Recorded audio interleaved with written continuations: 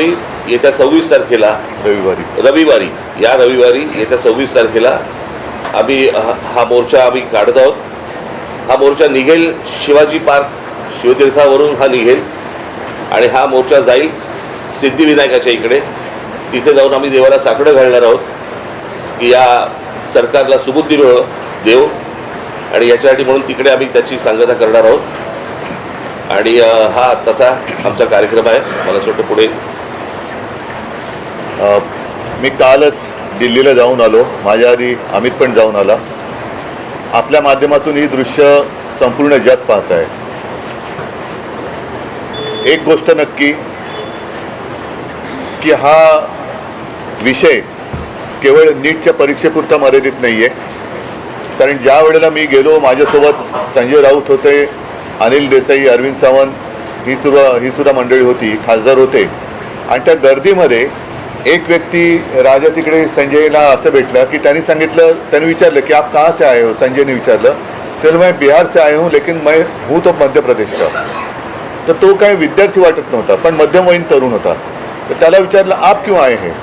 तर त्यांनी सांगितलं की माझा व्यवसाय नीट चाललेला होता, माझी रोटी व्यवस्थित चालू होती, पण नोटबंदीच्या वेळेला माझी पूर्ण उद्योगधंदा रोजीरोटी उद्ध्वस्त झाली आणि तो राग व्यक्त करायला मी आलेलो आहे. म्हणजे हे काही एक निमित्त झाले असं म्हणा पाहिजे तर, परंतु हा गेल्या काही वर्षातला राग हा आता उफाळून वरती आलेला आहे. दुर्दैवाने आज मी वृत्तपत्रात वाचलं आणि कालच आपल्या माध्यमातून मी बघितलं की न्यायमूर्तींना किंवा न्यायालयाला या प्रकरणाकडे लक्ष द्यायला वेळ नाही असं ते म्हणाले. आता विषय असा झालेला आहे की दिल्लीमध्ये मला सुद्धा तिथल्या काही मुली भेटल्या आणि त्या संतप्त होत्या. त्या सांगत होत्या की आमचे कपडे फाडले गेले, वाटेल तसं मारलं गेलं, काही ठिकाणी तर लाठ्या काठ्यांना खिळे लावून, गजलेले खिळे लावून मारलं गेलं, डोकी फोडली गेली. आणि काल एक व्यक्ती जी महिला म्हणजे मुलगी जी अत्यवस्थ होती, मला कल्पना नाही, आता तिचं येता वाचलं की आता आहे की नाही मला माहिती नाही आहे. तर एक असे अत्याचार वाढत चाललेले आहेत. न्यायालयाला कबूतर, कुत्रे यांच्याकडे लक्ष द्यायला वेळ आहे, पण कॉक्रोचकडे लक्ष द्यायला वेळ नाही. हे दुर्भाग्य आहे. आणि देशाची परिस्थिती आता अशी झाली का, आणि न्यायालयाची परिस्थितीसुद्धा अशी धृतराष्ट्रासारखी झाली का. म्हणजे द्रौपदीने धृतराष्ट्राकडे न्याय मागण्यासारखं झालेलं आहे. आता मधल्या काळामध्ये चंद्रचूड यांनी न्यायालयाच्या न्यायदेवतेच्या डोळ्यावरची पट्टी काढली होती. ती न्यायदेवतेने परत पट्टी बांधली आहे का आणि कशासाठी बांधलेली आहे.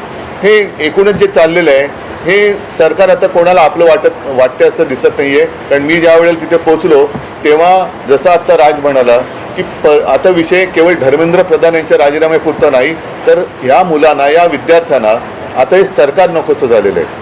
हेच विद्यार्थी होते, हीच मुलं होती ज्यांनी अच्छे दिन याची अपेक्षा करत ह्या सरकारला निवडून आणलं होतं.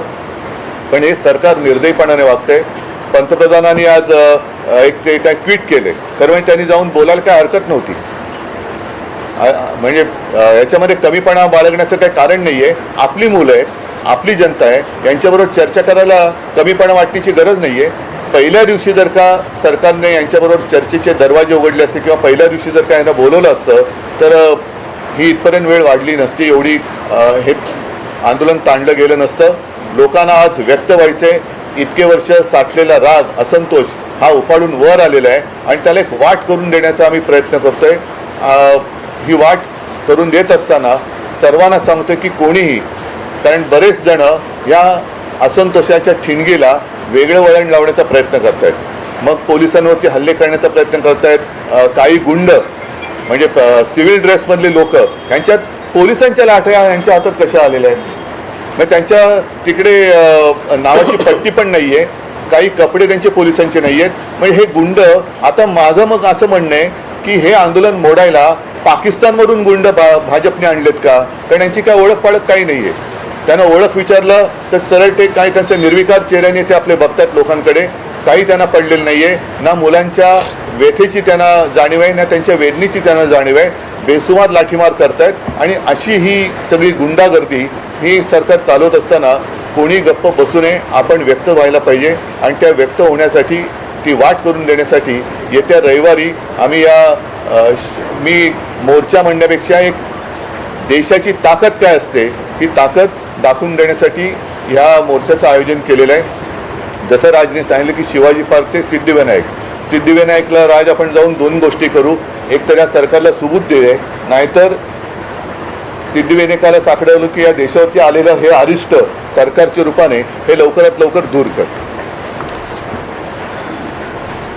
सरन्यायाधीश म्हणाले की सीसीटीव्ही फुटेज पाहण्यासाठी मग अशात तोच विषय राहिला की सरन्यायाधीश जे बोलले की सीसीटीव्ही फुटेज पाहण्यासाठी आमच्याकडे वेळ नाही आहे. मुळात ह्यांच्यामुळेच हे धुरळ सुरू झालं ना. जन्मदाते ते जन्मदाते तेच आहेत ना, आणि त्यांनी जन्म दिल्यानंतर त्या पोराकडे बघायला नको. मी महाराष्ट्रामधले पोलीस ह्या सर्व आंदोलनकर्त्यांना चांगलं सहकार्य करत आहेत, काही त्रास देत नाही आहेत, काही गोष्टी झाल्यात. माझ्याकडे आता एक व्हिडिओ आला आहे, मला असं वाटतं की मी तो आता मुंबई पोलीस कमिशनरने देखील पाठवलेला आहे. एका टॅक्सीतनं मुलं चालली होती आणि ती मुलं चालली असताना टॅक्सीतून नाही, पोलिसांच्या गाडीतून आणि तो पोलीस त्यांना सांगतोय त्या मुलांना की परत या एरियात जर दिसलात तर खिशामध्ये तुमच्या काय 5 ग्रॅमची पावडर टाकीन, 50 ग्रॅमची पावडर टाकीन, बरं का. म्हणजे पोलिसांकडे आता पावडर पण नाही लागली. पोलीस एजंट आहेत का पावडरवाले? मग हा पोलीस कोण ड्रग सप्लायर आहे का? हे कुठचे काय चाललंय मला कळतच नाही. मला खरं तर ही इतकी साधी गोष्ट होती. साधी म्हणजे म्हणण्यापेक्षा ही किंवा पेपर फुटलेत, काय कोण ज्याची जबाबदारी आहे त्यांनी राजीनामा द्यावा आणि जे त्याच्यामध्ये असतील सामील झालेले असतील त्यांना अरेस्ट करावी. ज्या काही गोष्टी करायच्या त्या सगळ्या गोष्टी कराव्यात. परत हे होणार नाही याची शाश्वती द्यावी आणि त्यांच्याशी चर्चा करावी. हे सगळं प्रकरण इथपर्यंत आलंच नसतं. बोला. यात एक प्रश्न असा आहे की नाही, एक दिनेश एक मिनिट. आज जे मोदींनी ट्विट केले का काय केले मला कल्पना नाही की दोषींना सोडणार नाही. तर ज्यांनी या मुलामुलींवरती निर्दयीपणाने लाठीमार केलेला आहे, ज्यांनी मुलींचे कपडे फाडलेत, जे पोलिसांच्या वेशात न येता जे गुंड तिकडे घुसलेत, या गुंडांना पकडून त्यांना सुद्धा कठोर शिक्षा करण्याची जबाबदारी मोदी घेत आहेत का? हे गुंड कोणी घुसवले होते? हे गुंड कोणी आणले होते? आणि राजरोज फिरतात त्यांचे पण व्हिडिओ आहेत. अगदी ते काठ्या बिठ्या आणि पोलिसांच्या लाठ्या त्यांच्या हातात कुठून आल्या? पण उद्धवजी, मुख्यमंत्री देवेंद्र फडणवीस आणि जे.पी. नड्डा जे भाजपचे केंद्रातले नेते आहेत ते असं म्हणतात की विरोधी पक्ष हा विद्यार्थ्यांच्या खांद्यावर बंदूक ठेवून या विषयाचं राजकारण करतात. भारतीय जनता पक्ष आजपर्यंत काय करत आलं? त्यांचा असाही दावा आहे की काँग्रेसच्या राजवटीतील अनेकदा पेपर फुटलेले आहेत. तेव्हाही आंदोलन झाली की, म्हणून तर बदललं ना सरकार. त्यावेळेलाही आंदोलन झाली, त्याच्यानंतर सरकार बदललं, ह्यांचं आलं. हे ते तसे आहेत म्हणून ह्यांना आणलं, तेही तसेच. म्हणजे ते सांगतात की सरकार बदला आणि विद्यार्थ्यांच्या खांद्यावरती बंदुका विरोधी पक्ष ठेवत असतील तर विद्यार्थ्यांच्या छातीवरती बंदुका तुम्ही का रोखतात? नाही. आणि दुसरी गोष्ट, त्या अण्णाच्या टोप्या घालून कोण फिरवते? यांचीच माणसं होती ना. अण्णांकडे एवढी माणसं नव्हती. आणि याच्यामध्ये परत ह्यांनी काही चुका केल्या की त्याचं राजकारण नाही करायचं. आणि हे जेव्हा विरोधी पक्षात जातात त्यावेळेला सगळ्या गोष्टींचं राजकारण करणार. पण शरद पवार काल पंतप्रधानांना भेटले, त्यांची त्याला जंतर मंतर म्हणतात. तेच आहे की त्यांनी तुम्हाला काही कल्पना दिली आहे का? कारण नाही, मला असं वाटतं विषयाला आता फाटे फोडण्याची आवश्यकता नाहीये.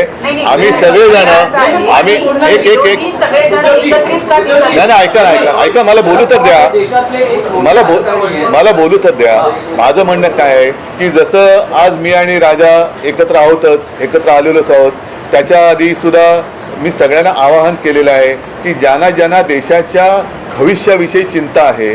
म्हणजे मी तिकडे गेल्यानंतर सगळे भाषिक तिकडे होते, सर्व धर्मीय तिकडे होते, हिंदू होते, मुसलमान होते, सगळे होते. आता ज्यांना देशाचं, कारण हा देश जर का आपला आहे तर देशाच्या भविष्याची ज्यांना चिंता आहे त्यांनी पंतप्रधानांना भेटून त्यांची एक चिंता व्यक्त केली असेल तर मला माहिती नाही. तर त्यांनी मुलांना भेटायचं, ते परवा तिकडे गेले होते. पंतप्रधानांनी आता मुलांना भेटण्याची गरज आहे. आणि नुसतंच असं जर का ढकलम गाडी चालणार असेल तर काय उपयोग नाही आहे. नाही आता आपण जे म्हणालात आम्ही रविवारी मोर्चा जाहीर केलेला आहे, तर रविवारी जर का पवार साहेब येत असतील, अगदी नरेंद्र मोदी येत असतील, देवेंद्र फडणवीस येत असतील, येऊ द्यात. म्हणजे विरोधी कशाला? एक फक्त विषय आहे की तुम्ही मोर्चाचं रूट सांगितलं, पण वेळ काय आहे, किती वाजता सकाळी 10ची जमायची वेळ आहे, साधारणपणे 11:30 पर्यंत 11-11:30 पर्यंत निघू. जाहीर झालेला आहे. जंतर मंतरवर पोलीस आपल्याला पाहायला मिळतात आणि मुंबईत देखील अनेक विद्यार्थ्यांना पोलिसांनी गाडीतून नेऊन पोलीस स्टेशनला वगैरे नेले. आपण स्वतः काल विद्यार्थ्यांनी आंदोलन जाहीर झाल्यानंतर आपल्या अनेक कार्यकर्त्यांना नेत्यांना नोटीस जाऊ शकतात, विद्यार्थ्यांची धरपकड होऊ सवय शकते. आम्हाला यासाठी सवय आम्हाला आमच्यात नाही, इकडे आता कळेल आता म्हणून म्हटलं ना की विद्यार्थ्यांच्या बाजूने कोण आहे आणि विरोधात कोण आहे. आणि प्रश्न असा आहे ना की प्रश्न सोडवायचा आहे का चिघळवायचा आहे, हे मला असं वाटतं सरकारने बघावं. सर, आज वंचितनी महाराष्ट्र आणि देशबंदची हाक दिली आहे. 26 तारखेला तुम्ही आता मोर्चा काढणार आहात. प्रत्येक राजकीय पक्ष वेगवेगळ्या गोष्टी करण्यापेक्षा पहिली गोष्ट म्हणजे आता हे ते जाहीर करणारे आम्हाला माहीत नव्हतं, त्यांनी स्वतंत्रपणे जाहीर केलं ही गोष्ट, बरोबर आहे. आम्ही देखील जे काही ज्याला मोर्चा म्हणा किंवा काही म्हणा, ह्या सगळ्या गोष्टी करताना तिथे आमचे राजकीय पक्षाचे झेंडे नसणार, कळलं का? तिथे जर कुठचे झेंडे असतील तर ते फक्त तिरंगे असतील, देशाचा झेंडा असेल, बाकी कुठचेही राजकीय पक्षाचे झेंडे त्या सगळ्या अख्यामध्ये कुठेही नसणार. आणि आत्ता उद्धव सांगतात त्याप्रमाणे काँग्रेसशी देखील बोलणं चालू आहे, ते देखील सहभागी. काल माझं बोलणं झालं, राहुलजींशी पण झालं, मग सपकाळांचा फोन आला होता आणि त्यांनी पण सांगितलं की आपण एकत्रितपणे या गोष्टी करू.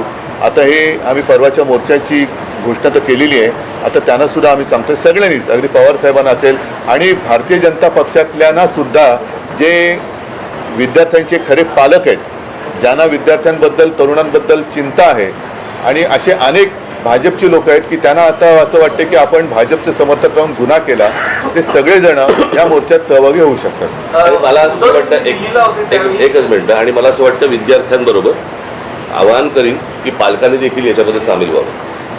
दिल्लीला होते त्यावेळी तुम्ही राहुल गांधी यांची भेट घेण्यात फोन केलं, फोनवर बोलू. अच्छा, तुम्ही दिल्लीला भेटीसाठी वेळ मागितली की नाही, एक तर काय झालं, मी तिकडे रात्री पोचलो त्यावेळेला त्यांचं आंदोलन नुकतंच संपलं होतं आणि त्यांना मला वाटतं ते कुठलं छत्रसाल स्टेडियम तिकडे नेलं होतं.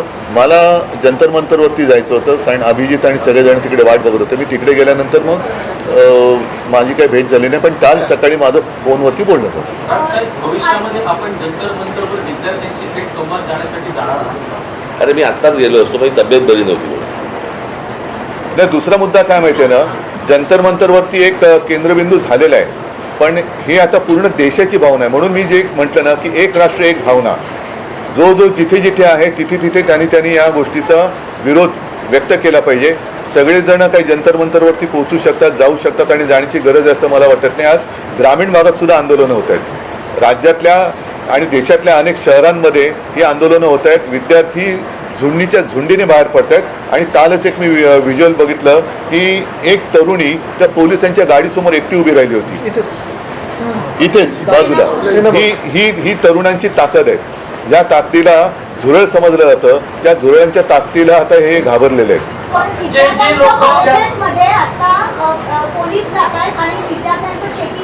कुठे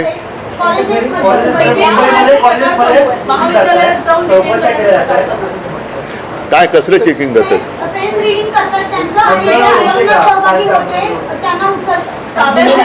त्यांना काही तासासाठी डिटेन करतात आणि सोडतायत, कोणी घाबरत नाही. पण त्यांना काल पण आम्ही पाहिलं, काल मी आणि अमितच गेलो होते पोलीस. आता देश भीतीच्या पलीकडे गेलेला आहे.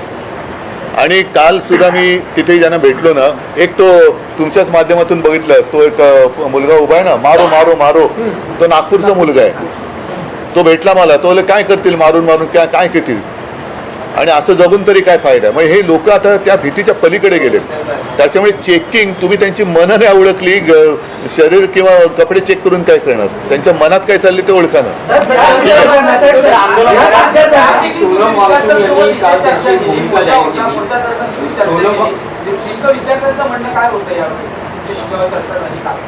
आलं नाही तुमच्यापर्यंत?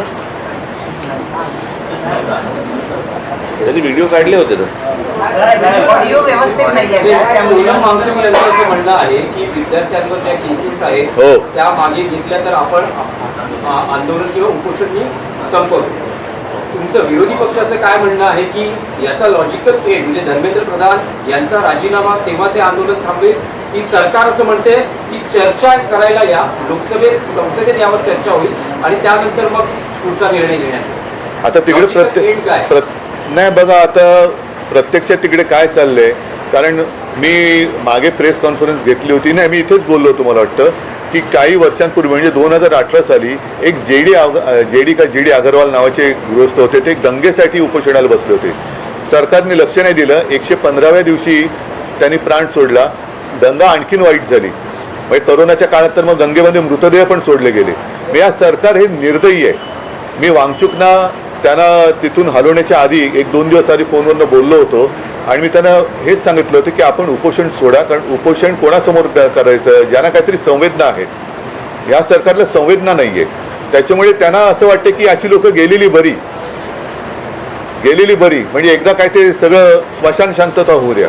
पण तसं दिसत नाही आहे. अनेक जण आता प्रत्येकाच्या मनामध्येही ठिणगी पेटलेली आहे. त्याच्यात तुमचा जो विषय आहे की धर्मेंद्र प्रधान, शेवटी मग जबाबदारी कोणाची आहे? जे जबाबदार आहेत त्यांना सोडणार नाही. मग धर्मेंद्र प्रधान पहिले जबाबदार आहेत, त्यांना का सोडताय? आणि धर्मेंद्र प्रधान पण कोणी एकेकाळी पेपर फुटीच्या विरुद्ध रस्त्यावर उतरले होते असं म्हणतात, जे आता विद्यार्थ्यांचं नशीब फोडतायत. राजसाहेब, तुम्हाला काय वाटतं की चर्चेतून, सरकारमध्ये चर्चेला या, यातून मार्ग काढू, तुम्हाला असं वाटतं की चर्चेतून मार्ग हे सुरुवातीला करायला पाहिजे होतं ना. हीच गोष्ट उपोषणही झालं नसतं, लाठीचार्ज झाला नसता, मुलांनी मार नसता खाल्ला. काय झालंय, आता घराघरामध्ये हे सगळं पोहोचलेलं आहे आंदोलन. त्याच्यामुळे सरकार आता बॅकफूटवरती गेलं आणि म्हणून आता ते सांगतात की आमच्याशी चर्चा करायला या म्हणून. कळलं का? ज्यावेळेला शिखांनी, ज्यावेळेला त्या शेतकऱ्यांनी, ज्यावेळेला पंजाबच्या शेतकऱ्यांनी, हरियाणाच्या शेतकऱ्यांनी ज्यावेळेला मोर्चा काढला होता, त्याला काय नाही बोलवलं? कारण तो प्रत्येक घरातला, देशातला नव्हता विषय. आत्ता त्यांना अंदाज आला या सगळ्या गोष्टींचा. त्यांच्याकडे पण यंत्रणा आहेच त्यांच्याकडे, की अंदाज आला की हे घराघरात पोहोचलंय आणि घराघरात पेटलंय. म्हणून आता बोलतात की आमच्याशी चर्चा करायला या. मणिपूरच्या प्रकरणात, त्या शिखांच्या प्रकरणामध्ये काही ट्विट केलं तर आढळलं का पंतप्रधानांनी? त्यांच्या लक्षात आलंय की हे आपल्या अंगलट आलेलं आहे आणि म्हणून ही आता सारवासारव सुरू आहे. आणि एक मिनिट, तुम्ही जे आता सांगितलं ना, तुम्ही जे आता सांगितलं की आता घरोघरी जाऊन चेकिंग, कॉलेजमध्ये जाऊन चेकिंग, तर मी सरकारला आणि पोलिसांना एक नम्र विनंती करेन की तुम्ही आणखीन आग भडकवू नका. ही मुलं शांत आहेत, त्यांच्याशी नीट चर्चा करा. ही शांतता भंग करण्याचं काम पोलिसांनी आणि सरकारने करू नये. मुख्यमंत्र्यांना आजही शंका आहे, ते म्हणतात की अँटी सोशल एलिमेंट, असामाजिक. आम्हाला पण शंका आहे की आता सरकारमध्ये असे कोण परकीय शक्ती सामील झाल्यात का की या मुलांना, देशाच्या विद्यार्थ्यांना चिरडण्यासाठी? आणि मी तुम्हाला सांगतो, 26 तारखेला जर असे कोणी घुसवण्याचे प्रयत्न केले ना, पटकावून काढणार. कळलं का? शांततेने मोर्चा असेल, शांततेने ह्या सगळ्या गोष्टी होतील, याच्यामध्ये कुठचीही हुल्लडबाजी नसेल, काहीच गोष्टी नसतील. पण उद्या जर समजा दिल्लीसारखं इथे काही करायचा प्रयत्न गुंड केला, घुसवले, इथे काही करायचा प्रयत्न केला, आमची लोक सोडणार नाहीत. सर, हे सगळे उद्याचे मतदार आहेत, हे सगळे ह्या सगळा आक्रोश जो आहे, तुम्हाला वाटतं का ते मतपेटीतून दिसेल? कारण आधी आपण ते हा विषय मतपेटीचा नाही आहे. पहिली गोष्ट तुम्ही लक्षात घ्या, आत्ता हा विषय मतपेटीचा नाही आहे, हा विषय कुठच्या निवडणुकांचा नाही आहे, हा विषय आहे त्यांच्या न्यायाचा. कळलं का? उद्या परीक्षेला बसलेले हे सगळे विद्यार्थी उद्या, विद्यार्थी आत्महत्या करतात, याचा अर्थ काय समजून घ्या ना. इथे मतपेटीचा विषय येतो कुठे? पण ज्या प्रकारचं देशामध्ये सत्ता राबवली जाते त्याच्या विरुद्धचा राग हा मला असं वाटतं प्रत्येक राज्यांमधून बाहेर येतोय. ही सर्वात महत्वाची गोष्ट आहे.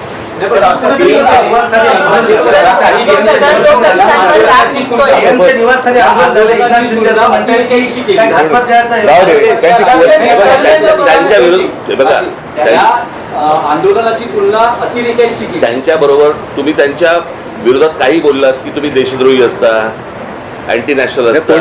कोणी केली? सर्व होत असतील. अरे जाऊ दे, त्यांची